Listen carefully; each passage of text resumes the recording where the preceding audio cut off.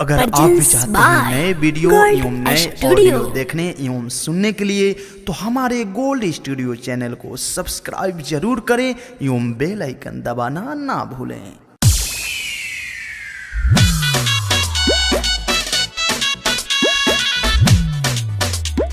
Produced by Gold Studio.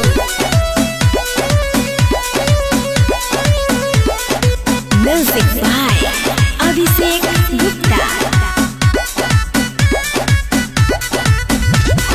नैन नशीला होठ रसीला पातर कोमर कमाने बिजली से भी डेंजर बागदराइल हमर जवाने तो कब होने जा। अरे नैन नशीला होठ रसीला पातर कोमर कमाने बिजली से भी डेंजर बागदराइल हमर जवानी देखी बुढ़वा जवान के पानी छूट गए। अरे का कइल डीजे पर कमरिया हिलइलु रे जान डीजे पर कमरिया हिलइलु रे जान ट्राली के चाका टूट गई ठेहुना से ऊपर देखइलु रे जान साउंड के बक्सा फूट गई। हाँ तो दूसर लग रहा है फूट दे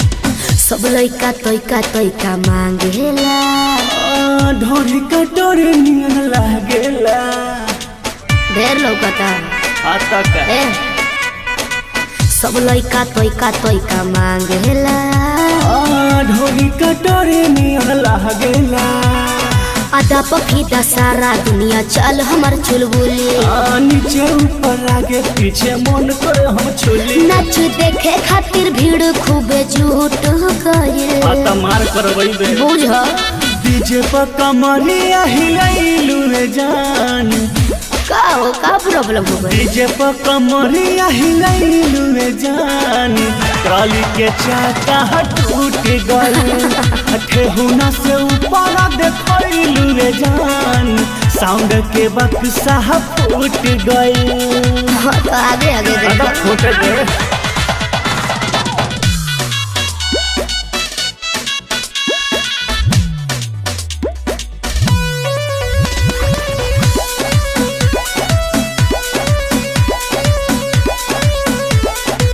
Music by Abhishek Gupta.